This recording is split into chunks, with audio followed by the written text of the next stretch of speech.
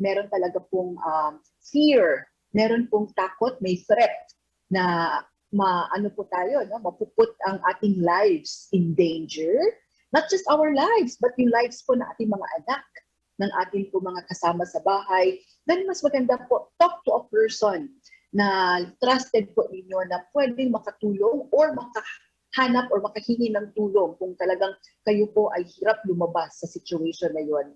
Panghuli, kailangan maibigay sa kanila ang assurance na hindi nila kasalanan ang pang-aabusong naranasan at laging mayroong handang tumulong sa kanila.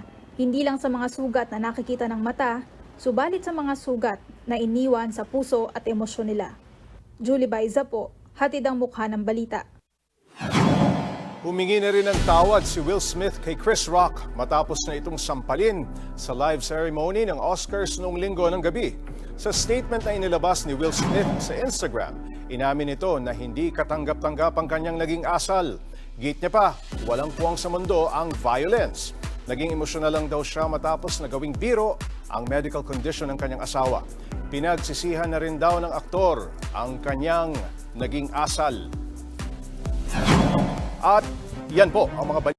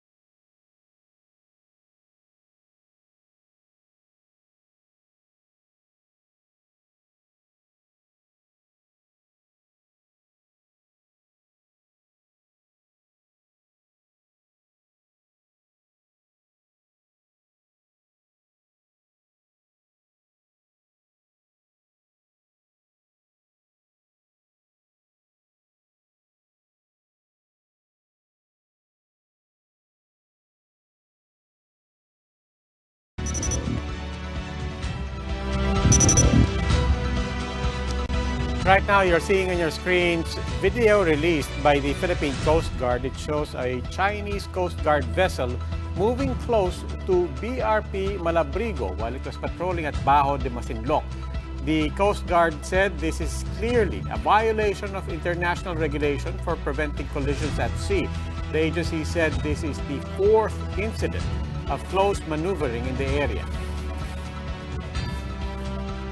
In response, China's foreign ministry claimed they have sovereignty over Panatag Shoal. It said it hopes the Philippines will abide by China's laws, both domestic and international, and avoid interfering with China's Coast Guard.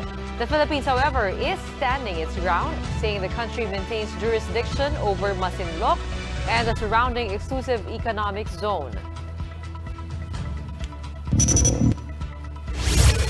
Time for the day's biggest headlines. I'm Gretchen Ho. I'm Robbie Alampay. You're watching The Big Story.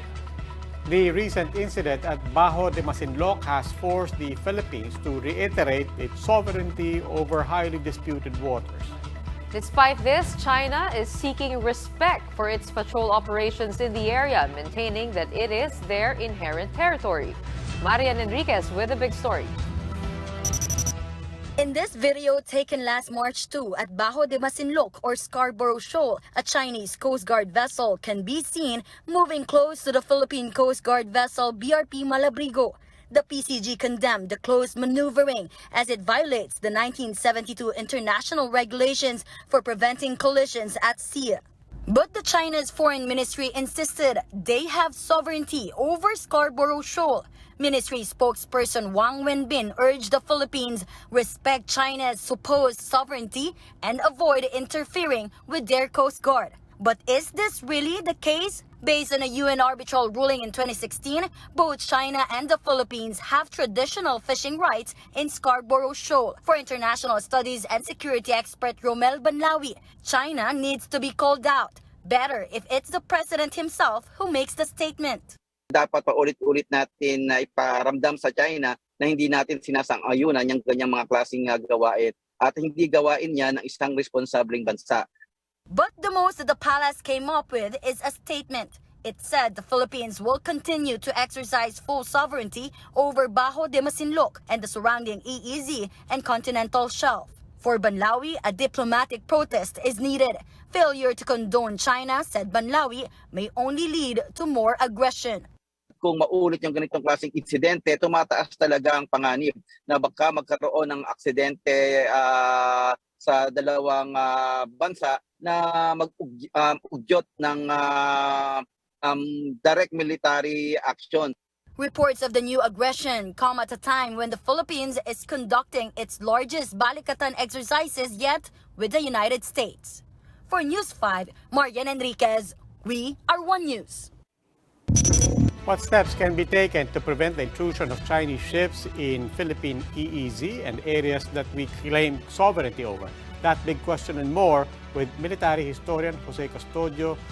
Professor Custodio, good evening. Welcome once Hello. again to The Big Story. Hi, good evening, everybody. Good evening, Robbie. Of course, Jose. Professor, as everybody knows, Jose, this is not the first time that we have had incidents such as this. Chinese vessel incursions into areas where we claim sovereignty, into areas that we claim we have exclusive economic zone rights over. But notwithstanding that this is not the first, is there anything peculiar about this incident over its timing? For starters, 24/7, they are intruding on our exclusive economic zone, because of the presence of their artificial islands in our EEZ and in the West Philippine Sea, and their constant patrolling in that area. So it's 24/7. They are intruding 24/7. In fact, some of them are brazen enough to even enter into inland waters pa nga sa atin.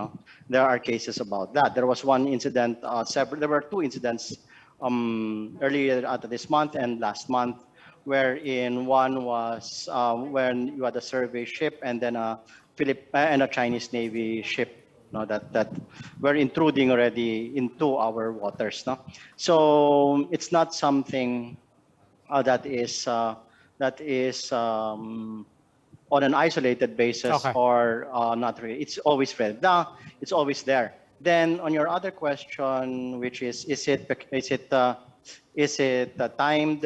Well, the Chinese have always been like that in terms of their unprofessional conduct in sea. No, in fact, there were instances that they would ram the Coast Guards or vessels of other states, no, and there even even U.S. Navy ships would be rammed by Chinese militia vessels, no.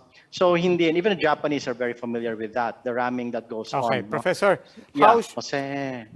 Yes. yeah, Professor, how Yes. should government respond now?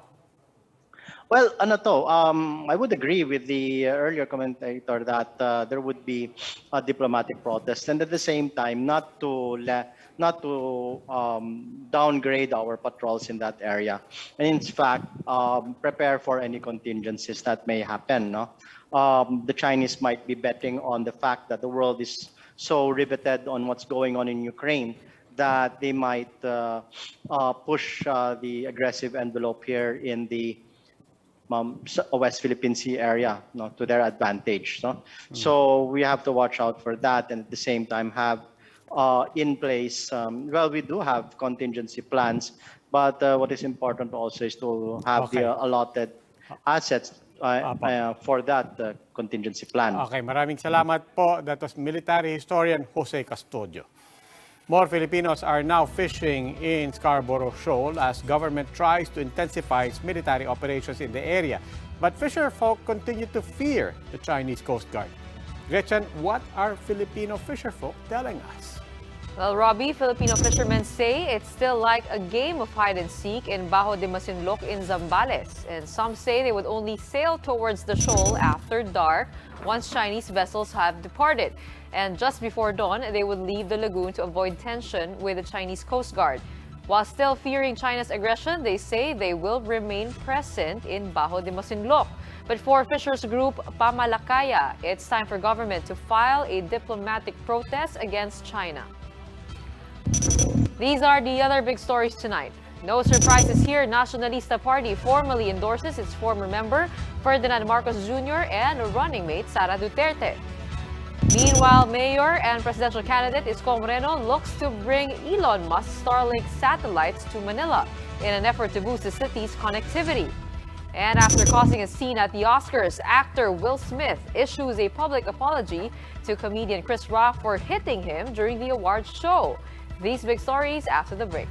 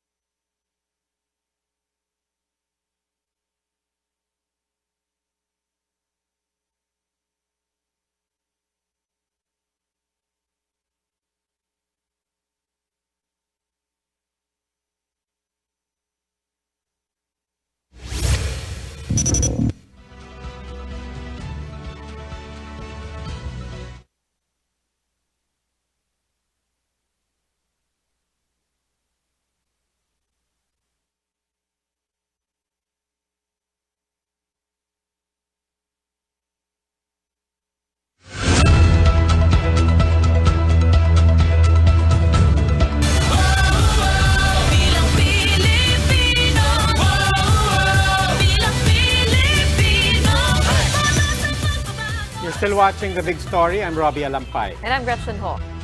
The Uni team headed to Zamboanga today, where City Mayor Beng Climaco just recently endorsed the bid of Marcos Jr.'s closest rival, Vice President Leni Robredo. He may have failed to secure the local executive's backing, but he at least got another party support, that of his former group, the Nacionalistas. Marlene Alcaide has this story. In what is more or less an expected move, the Nacionalista Party of the Villars endorsed the presidential bid of its former member, Ferdinand Marcos Jr., as well as running mate Sara Duterte. Party President, former Senator Manny Villar, whose son is running for senator under the Uni team, said their message of unity is what is needed now. We're very happy every time that meron tayong nakukuhang suporta, lalong-lalo na sa pinanggalingan naming partido na Nacionalista Party. But Marcos Jr. has yet to officially get the president's blessing. He remains hopeful though. Alam mo naman si Presidente, he keeps us on our toes eh. So wala, I hope so. I hope so. The Uni team continued with their campaign, this time in Zamboanga, which has more than 400,000 registered voters. In what could be another blow to Marcos Jr.'s bid, Zamboanga City Mayor Beng Climaco just recently endorsed the presidential bid of Vice President Leni Robredo. Like many others in Mindanao, they are pushing for the Rosa tandem or Robredo Sara. But just the same, Marcos Jr. received a warm welcome in the city. Hindi namin ini-expect na ganito, pero very, it makes me very happy. Nagpapasalamat ako sa kanila lahat at talagang ramdam na ramdam yung init ng salubong dito sa city. As for Duterte, she's absent in the campaign sortie. The vice presidential bet insisted that she remains loyal to her running mate, despite different groups partnering her with Robredo. For News 5, Marlene Alcaide, we are One News. As Marcos Jr. banks on an endorsement of President Duterte, will he finally get the answer on Thursday? Well, the president is set to attend the grand rally of PDP Laban's Kusi wing in Cebu on March 31. When asked if the president will formally endorse Marcos Jr., Faction General Manager Melvin Matibag said it is better to wait for the president's answer. But for party member and senatorial Sal Panelo, Marcos is the clear choice.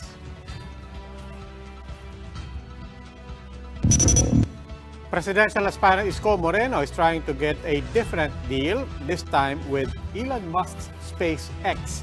This as he tries to provide faster internet for Manila. Pamela Vasquez gives us a front seat to the story.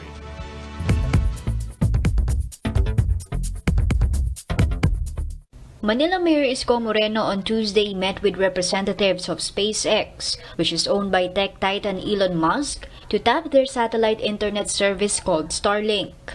Starlink uses what's known as LEOsats, or low Earth orbit satellites, which can deliver data faster and at higher bandwidths. This Starlink low orbiter satellite can provide 110 Mbps. Real, no? Yun yung for residential bandwidth, and it can, do sa enterprise, it can give up to 500 Mbps speed or bandwidth. Moreno says the technology will be rolled out in the city of Manila soon, with barangay halls, hospitals, and schools the priority. Mahihintay lang namin yung mga regulatory agencies. After that, Manila can deploy about 896 discs for 896 barangay, 104 public school, elementary and high school, and dalawang kolehiyo. Moreno said that means they would have to acquire over 1,000 dishes from Starlink, which will cost the city roughly 26 million pesos in today's conversion rate. But one benefit of satellite is that there's no need to lay down expensive cables. Acquisition of service lang to. You don't need to pay hundreds of billions of pesos just to build the infrastructure. And the good news is this will be the first in Southeast Asia. Moreno is not the only one in talks with SpaceX. The Department of Trade and Industry and various private companies, like Converge, have also been trying to negotiate a deal with them. But SpaceX doesn't have a license yet to operate in the Philippines. The representatives Moreno met with on Tuesday will also be meeting other national government officials. Starlink says it has launched more than 1,700 satellites in space. Mobile journalist Pamela Vasquez, We Are One News.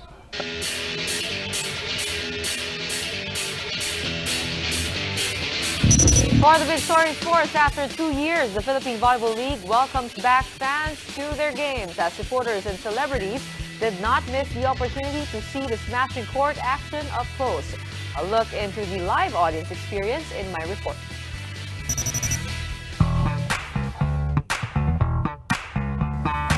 After 2 long years, the PBL is back home at the San Juan Arena as it opened its doors to the fans. Volleyball fans, including myself, were definitely excited to see the action up close once again. Naririnig ko pa lang from here, yung hiyawan ng mga fans, yung tunog ng referee, yung announcer, gives me the chills. But before we get in on the action, protocols first. Coaches and players as well as staff and crew need a negative antigen test. As for the fans, adults and minors, don't forget your vaccination card and face mask. Sisters Joy and Leia drove all the way from Batangas as early as 5 a.m. just to cheer for their favorite teams.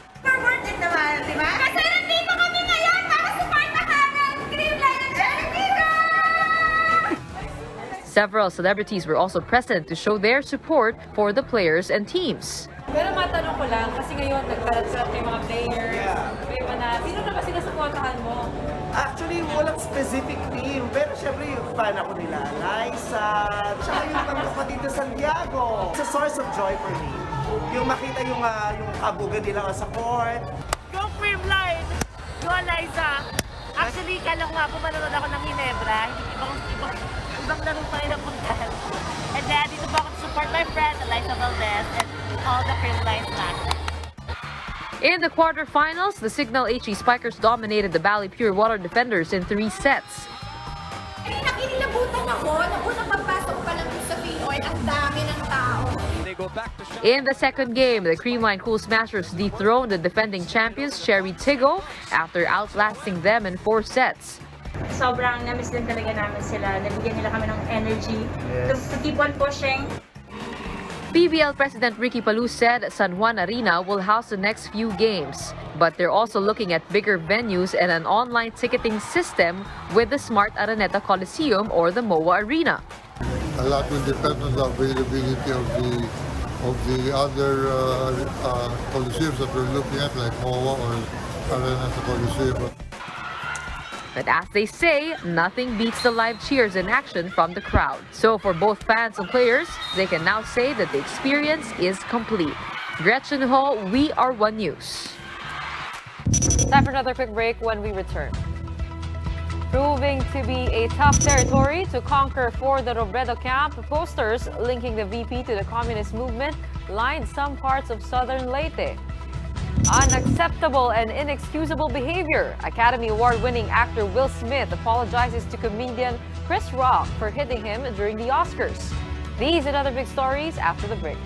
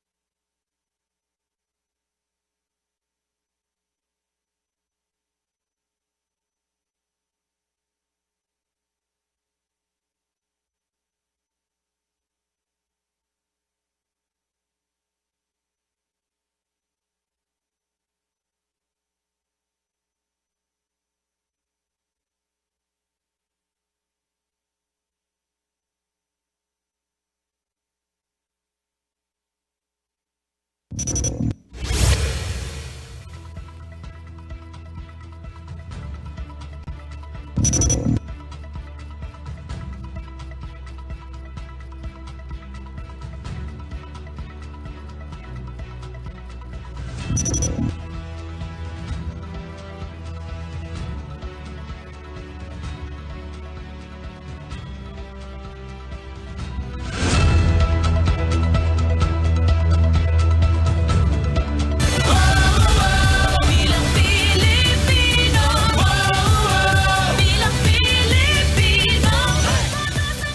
still watching The Big Story. I'm Robbie Alampay. And I'm Gretchen Ho. Streamers red-tagging presidential aspirant Vice President Leni Robredo lined parts of Leyte in time for the aspirant sortie in eastern Visayas. But while the province is a known Marcos bailiwick, Robredo supporters still showed up in pink for the grand rally. Gerard de la Peña with the story. These posters line up the street in Southern Leyte. Bears messages linking Vice President Leni Robredo to the communist movement. This has long been an accusation against her camp since campaign began.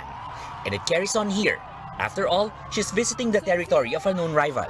In fact, the VP acknowledged the difficulty of organizing a rally in the Eastern Visayan province. Alam ko po na dito sa inyo, hindi ganon kadali mag-organize. Kaya nga po, sobrang nakakataba ng puso na kahit mahirap gumalaw, nandito pa din kayo. Having lost in the 2016 elections in a Romualdez Marcos bailiwick, thousands of the VP supporters showed up at the government center of Palo for the campaign. Being one of the hardest hit areas by typhoons Dante and Odette, Leyte has received support from the office of the Vice President. This, Robredo said, is a receipt of how she and her team had shown up in the most difficult of times. Ang magiging sukatan po natin kung talagang aasikasuhin kayo, minamahal kayo, kung nung walang eleksyon, nagpapakita sa inyo na bawat magsasabi na mahal nila yung mahihirap, bawat magsasabi na ayaw nila ng korupsyon, hingian po natin ng resibo. Besides the People's Campaign in Palo, Robredo also spoke before a crowd in Biliran and Ormoc. Another grand rally, meanwhile, will be held by the beach in Eastern Samar. For News 5, Gerard de la Peña, We Are One News.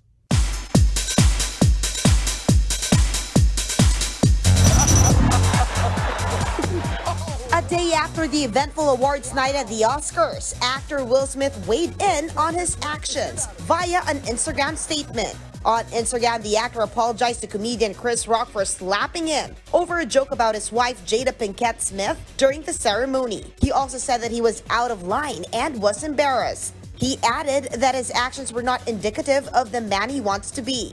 The actor concluded his statement by calling himself a quote, work in progress. Smith's apology came hours after the Academy condemned his behavior and said that they have launched a formal review on the matter. As for comedian Chris Rock, it was reported that he refused to press charges against Smith. After the altercation, ticket sales to Rock's comedy tour surged. Marketplace TickPick said they sold more tickets overnight than they did the past month. For News 5, MJ Marfori, We Are One News. Hindi ako makatulog kagabi, iniisip ko lang. Ano ba talaga nangyari? Mini-message pa kita eh. Ang dami na kasi lumabas na memes and assumptions on what really happened and why Will Smith became violent in that moment. But it's a good thing, you know, good development. May apology kay Chris Rock. Now, I think hindi pa mamatay-matay yung story because now people are also curious, obviously, about what Chris Rock will say. And yun nga, you know, yung it brought to light several issues like yung alopecia, and now hindi siya hinabla ni Chris Rock. Very class act, I think. It's also fascinating to see everybody's outlook and viewpoint here kasi hindi naman talaga simple, di ba? Tsaka tama yung sinabi mo sa akin na if a Will goes unpunished, it might set a dangerous precedent for all the other comedians. Not saying that what Chris Rock did was right, but also baka dapat meron ding konting parusa. Well, we'll see. Still see. tomorrow. Sige, magpuyat ka ulit. Magpuyat ka ulit. That wraps up today's big story. Catch us again tomorrow at 8 p.m. on Signal Channels 8 and 250. Please like our Facebook page, One News. For more in-depth analysis, visit our webpage, onenews.ph. Mask on. Wash hands. And stay safe, Philippines. I'm Robbie Alampay. And I'm Gretchen Ho. We are One News. Have a good evening.